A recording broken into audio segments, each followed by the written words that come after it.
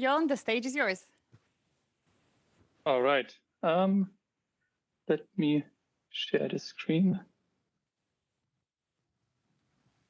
Most famous Zoom words everyone has heard in the past years.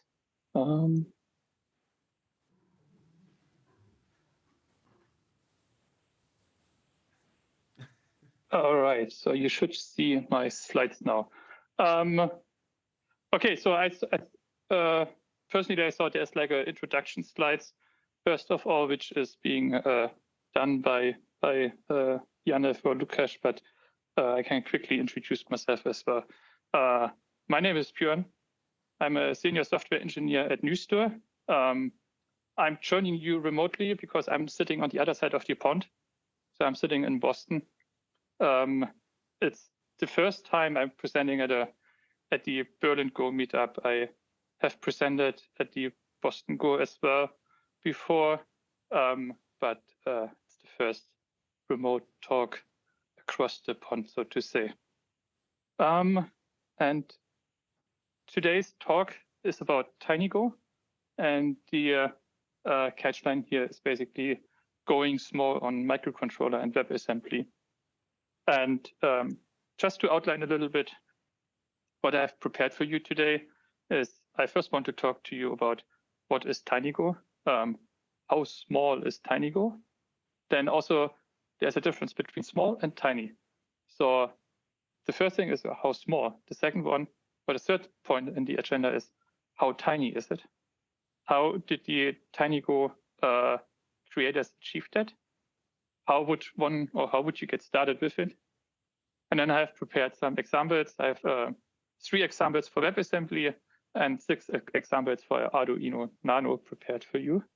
And I will share the GitHub repository link at the end of the presentation with you. So if you're not able to read all the code, and I will not go over all code in detail, you can read it up online afterwards and follow at your own pace again. I will also see that I can make the slides available afterwards publicly. Okay, so what is TinyGo? If we look at the definition on the website from TinyGo, it's a compiler for small places. It is open source. The code is available on GitHub. When I created these slides, it had over 12,000 stars. It had around 700 forks available, and around like 130 to 140 contributors have contributed code to TinyGo. Also, most of the Go language is supported. And here's a small list of what is supported. It's just like a excerpt of what I think is interesting to see. Of course, there are more things supported. So first of all basic types and control flows, including switch statements, are supported. Go routines and generics. And yes, you heard it right. You can run Go routines and generics on a microcontroller. Personally, for me, I find that very amazing because I don't know if anyone of you ever tried to do something with microcontrollers and tried to do something with threading or some kind of like Go, what Go is doing with coroutines. It's not a pleasant experience. So I feel like having Go routines on a microcontroller is like an awesome feature. And also that you can run generics is, for me, it's mind blowing. You can have defer, you can have slices. In most of the cases, interfaces will work. We have Go modules available, and you can even also embed files in your own, in the final binary. So if you need some additional assets or whatever you want to do with your microcontroller, if you need that, you can even embed that into your binary. The link down here shows you like the full list of what of the Go language is supported. You will see that in some places they marked, okay, it will run. And then they also have a separate column of how much of the test will work, because there's a difference between the library is working and the tests are working. So if we talk about small, 1 second. So if we talk about small, so since TinyGo is a compiler for small places, so how small is small then? So you can start off with, you can run TinyGo on the Switch. That is still a fairly big device, so it's not really small. You can even run it on a Game Boy Advance, still fairly big. Say let's step like 1 step smaller, and you can even run TinyGo on like a plenty of Arduino boards. So here in this example, you see an Arduino Uno board, but you can run it on an Arduino Nano 33 IoT, and you can even run it on Arduino boards which have not only ARM-based chips, but you can also run it on a Raspberry Pi powered chip. So there is like a Arduino Nano RP2040 available, which you can also program with TinyGo. But still, I consider that still very big. So we can even go 1 step further down, and you can run TinyGo on microcontrollers as small as ESP8266 or ESP32. And just to give you a reference for how big a ESP microcontroller is, it's about the diameter of a $0.25. And in European measurements, it would be around like 24 millimeters. So it's like 0.75 inch or something like that. So this is how small you can go on TinyGo, and still being able to run Go on such a small device, it's incredible. But apart from microcontrollers, you can also run WebAssembly. And just to give you an overview of what WebAssembly is, it's a new type of code that is runnable in modern browsers. It has an assembly-like structure. You can have near real-time or near native performance. So it's almost comparable as if you would run a regular Go binary in your on your computer instead of running something compiled for WebAssembly. It has compilation targets for different languages. So you can run C#, you can run like the regular Go with it, you can run TinyGo. So you can have like a long list of programs of programming languages that are available for TinyGo, for WebAssembly. And also one interesting and important feature is it can run alongside JavaScript, allowing that both the WebAssembly application as well as JavaScript can interact with each other, as I will show you in an example later.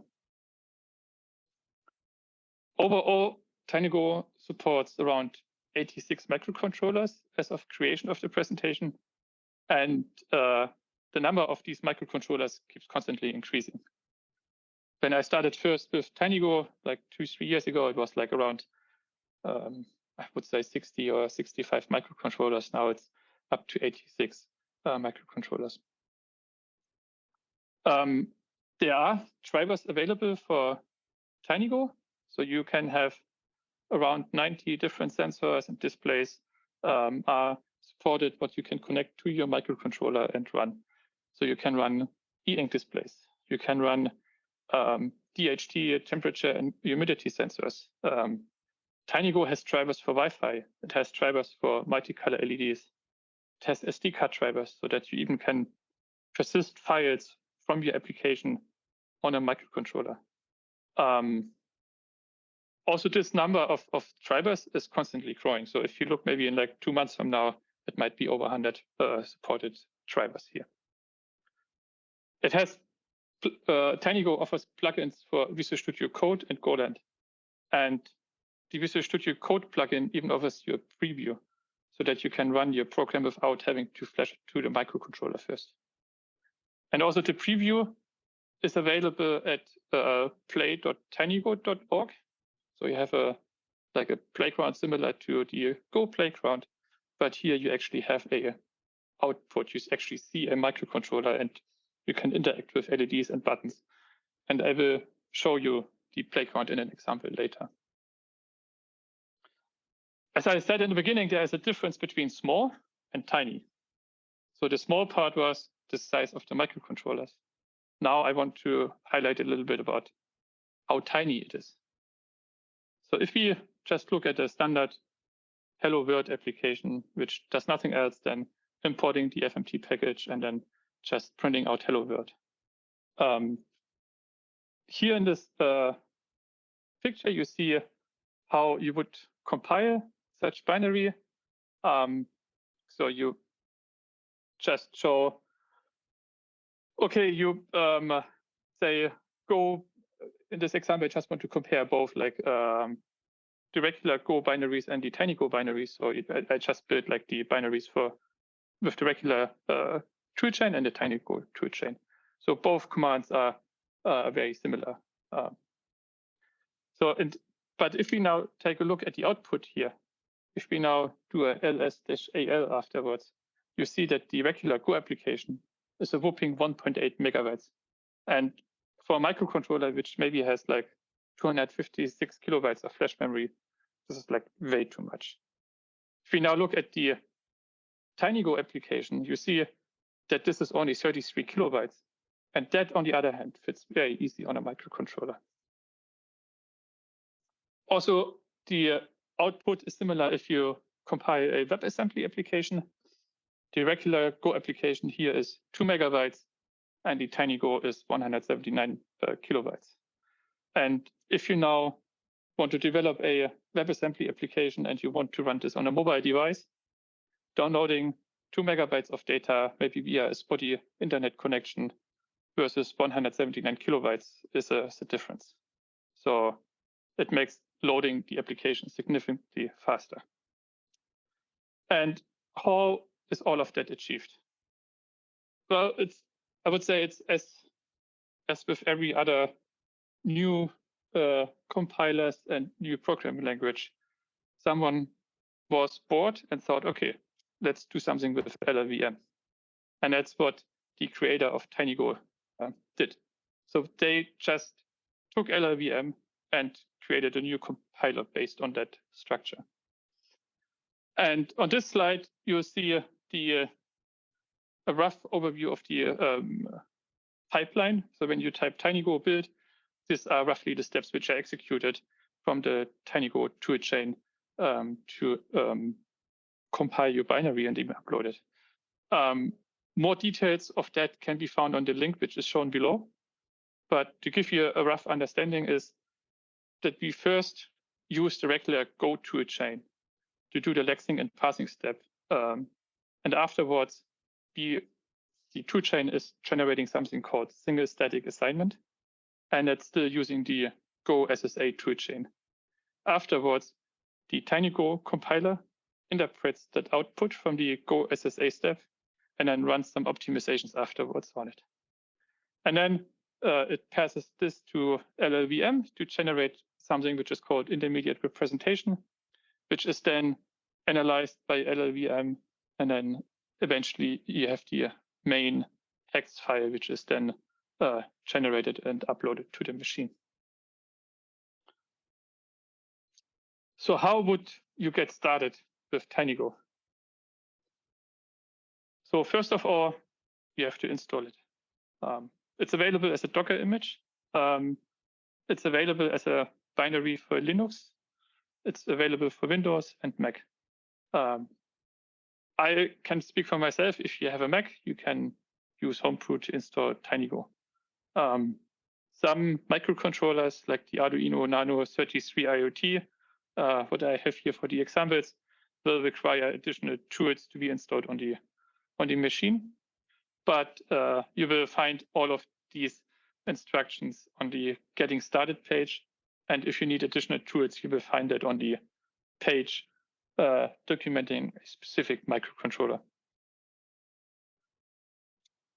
And in order to build and upload your program, as we have seen before, you just do TinyGo flash, and then you provide the target. The target here in this case, for example, is Arduino Nano 33.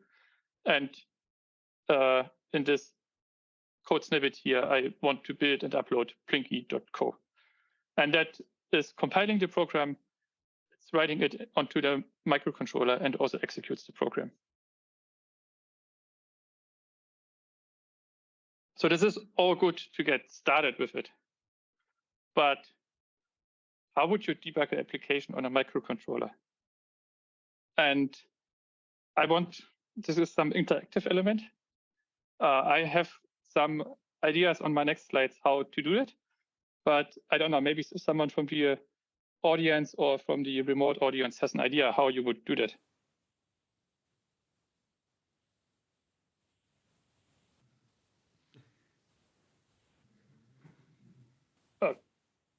Okay, all right, no worries. So you can use logs for it. So in order to debug your application, you can write logs. You can even connect LEDs to your microcontroller. And then depending on the pattern of the LEDs, how often they are flashing, you can communicate error codes.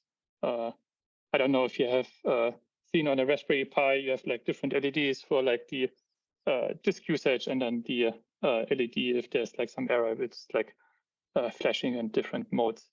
But the most simplest way is writing logs.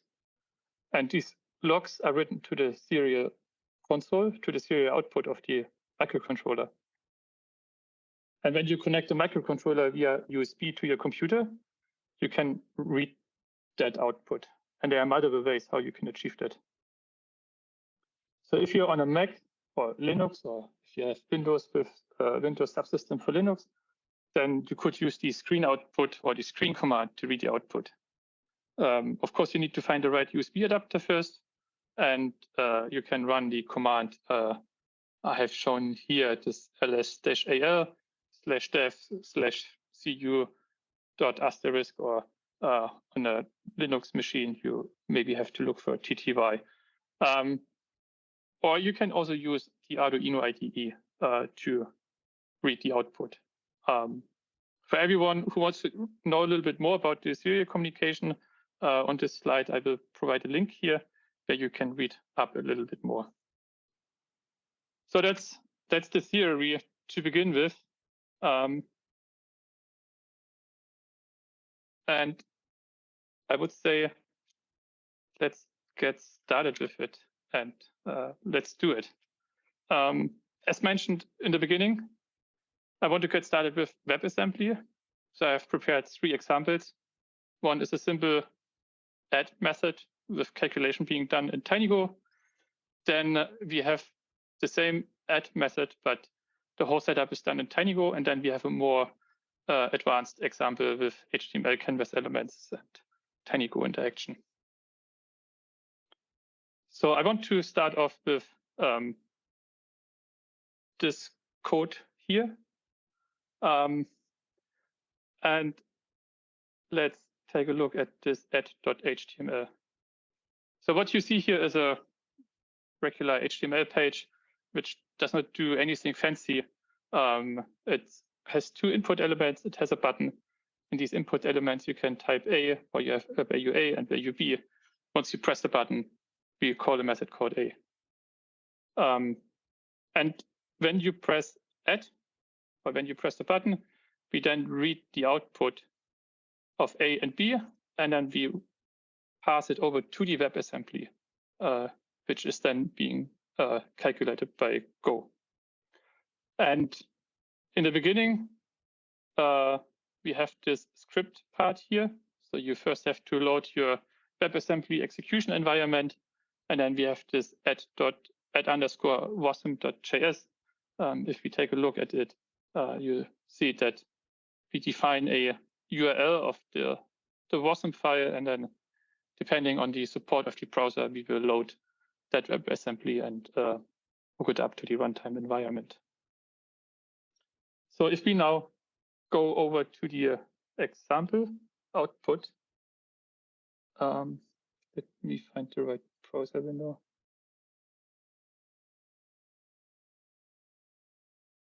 All right, so if we go over here, you see a web page. Let me just reload that for you to start off fresh. And let's open the inspector here. So if I type in here 4 and 7, and I click add, you see that we have the output of 11 here. And it doesn't look like much, but actually this 11 here is coming from TinyGo. And if we go one more time back to the code output, or to the code in itself, I just showed you the HTML page. But if we take a look at the Go implementation, it is still very simple. We have an empty main function, and then we have a add method. And by using this comment, so the / export and add, we tell the WebAssembly environment that we want to export this add method. Could you make it a little bit larger? Sure.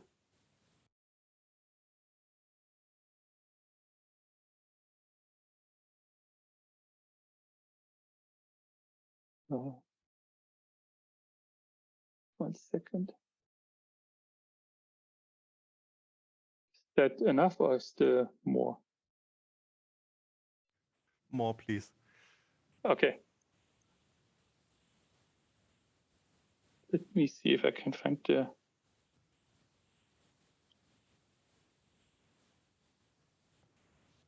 Better? Okay, thank you. Okay, no worries. All right. So it's just using the export here, and it's no witchcraft here. It's just A and B, and then we return that back, and then we also say print ln here to print out the output. So if we now look at the second example, I have a similar setup of the web page. However, I don't have any JavaScript in here except the WebAssembly execution environment and the go callback._wasm.js. So that is, again, just loading the WebAssembly file, similar to the one I showed before. But again, here you have A and B, and you have the add button, but there's nothing hooked up to it.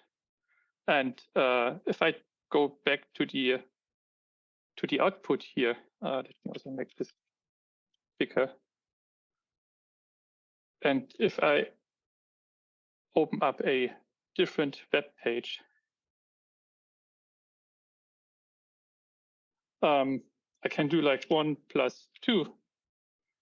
And you see it's still executing this. It's still printing out 3. So from this point of view, it doesn't really look, the output doesn't look different to what we have done with the previous page. But all of the magic is happening in the Go file. And what I have here now is that I have actually some logic in the main function. And we need that to set up our callbacks to still execute our add method. And I mentioned earlier that WebAssembly applications and JavaScript can interact with each other. And that's why we are able to use the JavaScript package and then execute like regular JavaScript like functions, like we can get a document. On the document, we can call getElementById. And by doing that, I can now add a onClick handler to the button. And I can actually say that the onClick handler is a function of this Go function here. So in the JavaScript environment, or in the WebAssembly environment, I can hook up this add function, which is on the hooked up to the button. And when I press add, it's doing the same calculation, A and B, but we read out the input elements from the HTML page via WebAssembly. And the last example of WebAssembly is what I have called here the more advanced example. And I will hide this one. And I'm using a HTML canvas element here to move this block around the screen to change the color and also be able to say, okay, I want to show traces or I want to increase the speed. So this is all regulated or all handled via the WebAssembly application.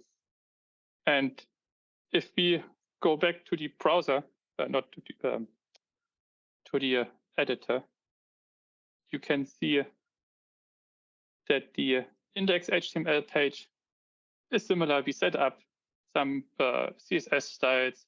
We set up the settings box. We have the canvas element, and then we just have some basic JavaScript functions, which in the end just call the WebAssembly code. So there is no render logic in the JavaScript in itself. It's all within the main function here. And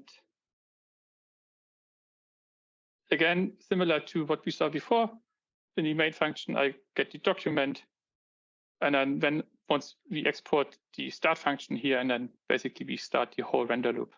I will not go through that in detail here, but you can see that we just can call regular JavaScript calls or regular also canvas calls. So I can say now, okay, I want to get a canvas context, a 2D context, and then I can draw with this context object. I can call stroke style or fill style. I can draw lines, and I can do all the drawings. So everything what you saw before is just done with this context.set and so on. And then we have the render frame, which is then rendering one individual frame. And this is all for the WebAssembly examples I have prepared. I would like now to show you the examples for the Arduino a little bit. And I would like to show you some Hello World example. In the microcontroller world, you usually know this as a Blinky. Then I want to connect a LED with a button. I want to show you Go routines, connect a temperature and moisture sensor. And then in the end, I want to connect this temperature and moisture sensor to a RESTful API. All right, let me first show you the microcontroller here. So you can see on this view, you see the microcontroller. So this over here is the Arduino Nano board. The focus is a little bit off on the cables here, but I hope that you can still see the microcontroller here in this corner. I connected some LEDs to it. Over here you see the temperature and moisture sensor, and that's the main setup I have prepared for you. And here we see the first example I prepared for you.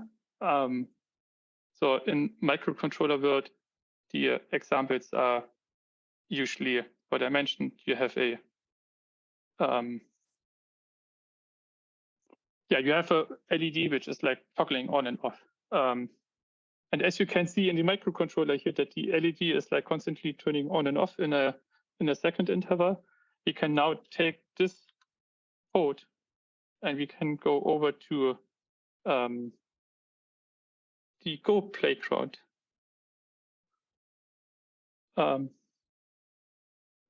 Yes, and if we plug this in here, let me quickly change the main package.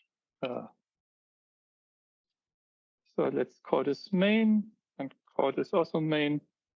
Then you see that the playground will compile the application and run it on the controller. And now you see the exact same thing as you saw on my screen, that a LED is flashing on and off.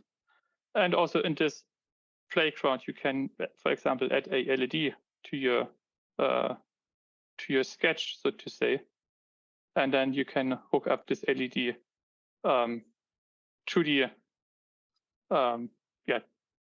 to the example microcontroller here, and it's flashing as well. So this is the first example. It is just the Blinky. It's the hello world of the microcontroller world.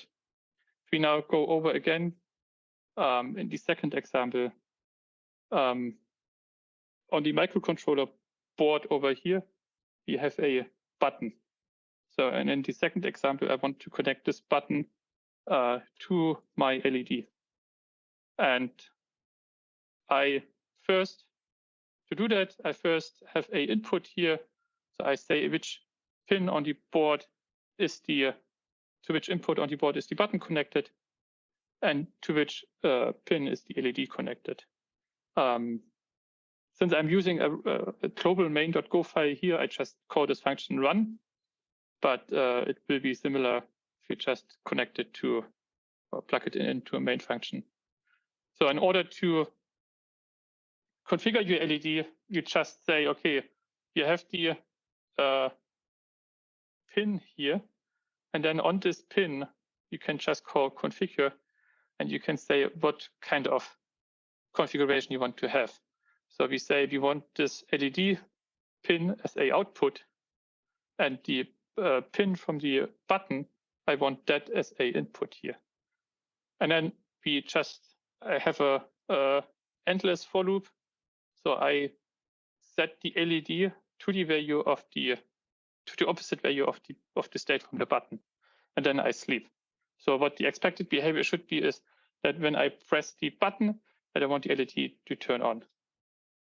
So let me switch the example and upload the program. Okay, I didn't import out. Okay, it has the flash error because it tried to run it without having the proper import. If we do it again, I just have created a make file to shortcut the flash command, but you see that it is actually the same command as I showed you earlier. So if we execute this now, you see that now this LED on the microcontroller was also flashing. And this is because this onboard LED is connected to the microcontroller. And I want to show you, so I want just to highlight you again this example here. So what I said earlier is that we want to toggle the LED when I press the button. So if we now look at this output here, you see I'm not pressing the button, but the LED is turning on and off. But if I now engage the button, the LED stays on. So does anyone in the audience know what's going on?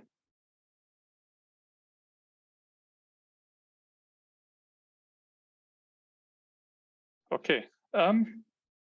So we experience here something which is known as a floating pin. So a floating pin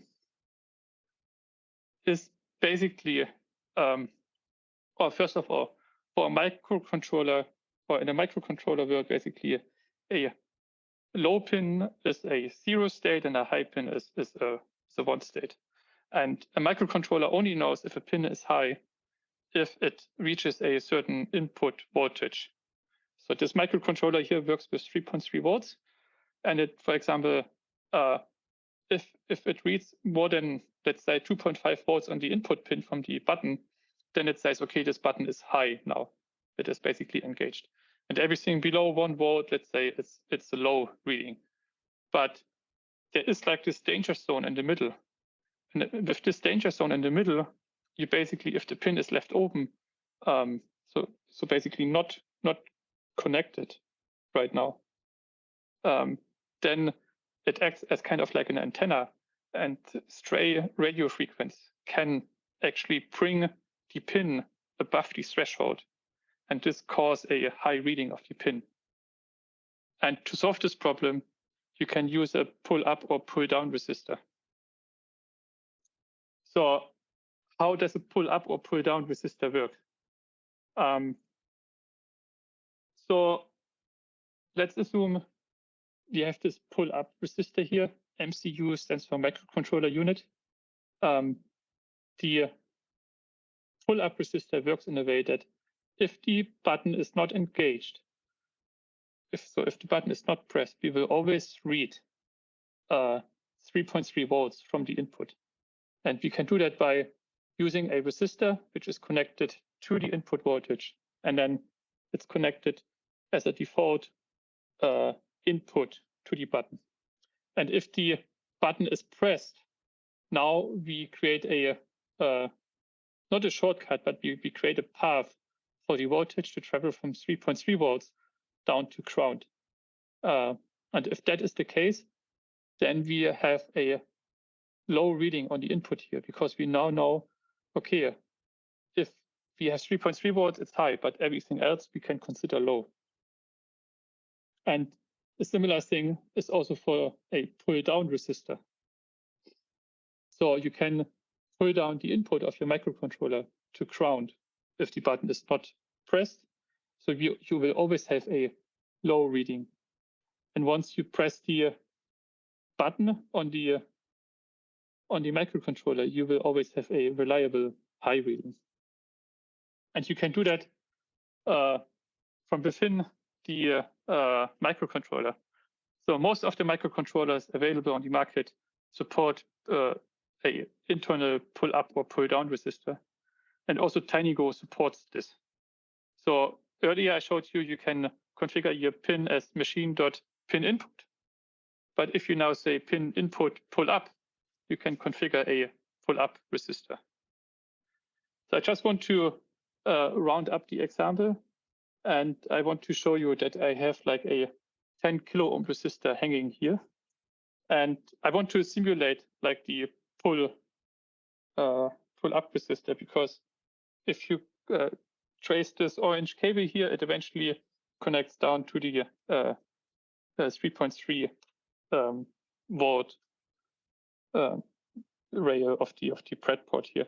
So if I now connect this resistor here to the output from the button, you will now see that the floating has stopped. So we can look at it for the next 10 minutes and it will not turn on anymore. But it will turn on when I engage this button. And to just show you, I can remove it again, and the LED starts floating again.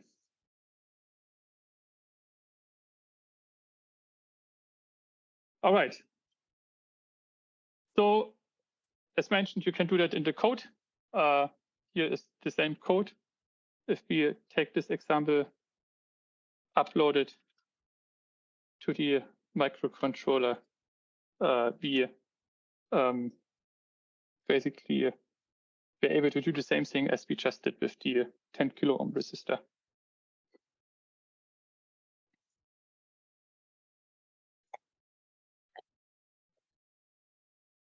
And as you see now, if we switch back to the bigger view, the LED stopped floating. So the LED is not doing anything, even though the 10 kilo ohm resistor here is not connected.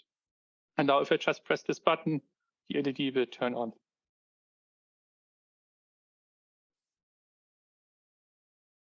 Okay, the next example I have prepared for you is Go routines. So I have on this board here, we have two LEDs. One is the yellow LED, one is the red LED here. And what I want to do now is I want to use Go routines to turn them on and off in a different interval. So the first one turns on and off within a second interval, and the second one within a 500 millisecond one. And if we change our, and you just do Go routines as you do regularly with normal Go functions. Just say Go func and then the body of your function. So you can, and then since we have two Go routines running, I of course need to somehow make the microcontroller do nothing, so to say. So in this case, I just print out one character and sleep for the next 10 seconds. So let me change this example here. Say we want to run example number 4.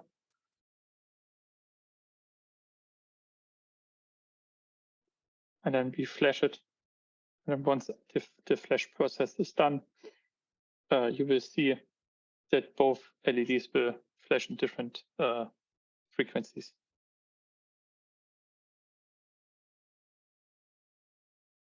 So you see that both are having a different frequency. And the nice thing is you can even take the code, what we see here. Oh, sorry, wrong window. Can even take this code, what we see here, go to the playground, if I find it. So we can go to this playground here, can replace everything. We can say, I have package main and function main. Let me quickly check what is the output D4. You're not sharing the browser right now? Oh, sorry. Yeah, thanks for telling me. So, yeah, like I said, I just plugged in everything here, what we saw in the Golang before. And let me just connect this LED here to this port. So if we say, want to connect this here to this pin. Oh no, it's actually. So you see that even in the playground, we can have the same Go functions and we have the same output as we saw on the microcontroller here. And again, in my personal point of view, I find that really amazing. Okay, next up is an example where I have a temperature and moisture sensor. So the sensor is this white box over here. Again, well, first of all, I use the driver for the for the sensor here. So I use the drivers package from TinyGo, and then I just have to configure again my different inputs that I want to have the button input. I want to have the input from the moisture sensor. And also when I read the moisture sensor, I want that the LED turns on. That is my example here. I set up everything. The only difference how I set up the sensor is that I say dht.new instead of like pin.configure. And then this is just basic logic. I have an endless for loop. I read the button state. If the button state has changed from the previous loop, and the button is now true, I read the sensor. And you also see that we have a print command in here. So I want to also to show you that we can read the output. So if I go now over here to example 6, and we compile everything.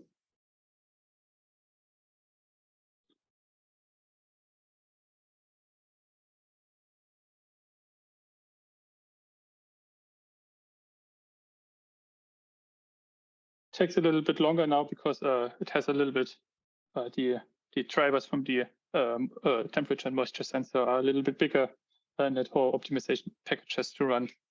Yeah, it should be done momentarily. Yeah.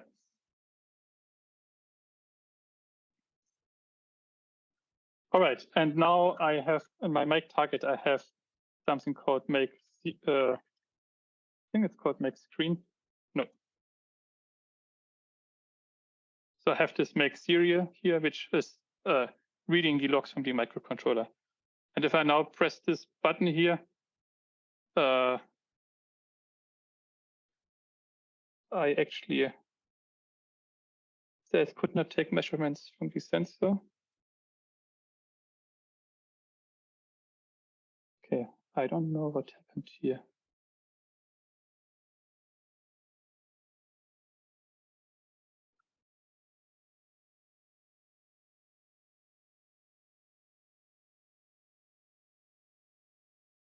That should work. So that's now the the nice example of when you want to show something that's not working. Let me think. Could not take measurements from the sensor. No measurements done.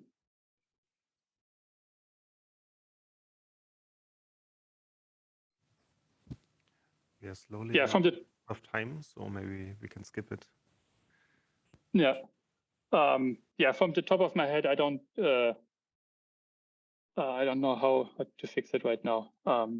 But I did a previous one of this talk before and was basically printing out the output here. Then unfortunately, the other example doesn't work as well, but I just want to highlight that you also have Wi-Fi drivers available.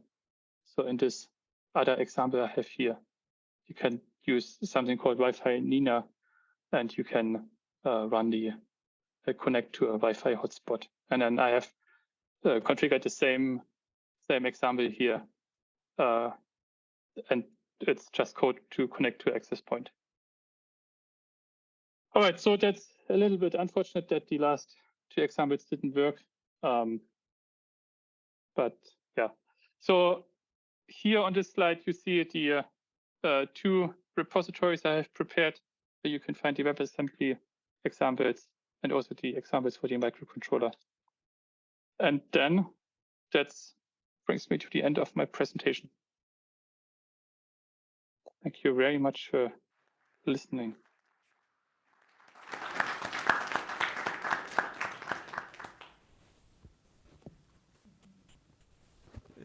Thank you very much for your talk. There's a question in the chat.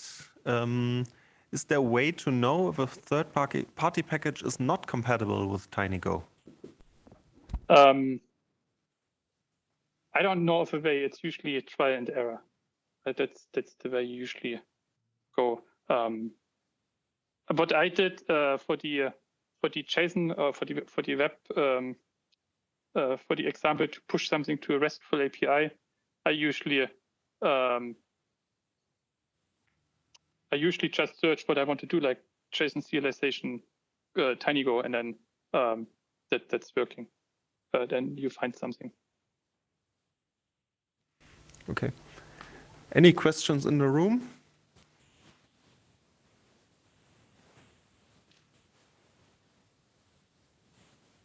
Okay. All right. Thank you. Thanks again. That was great.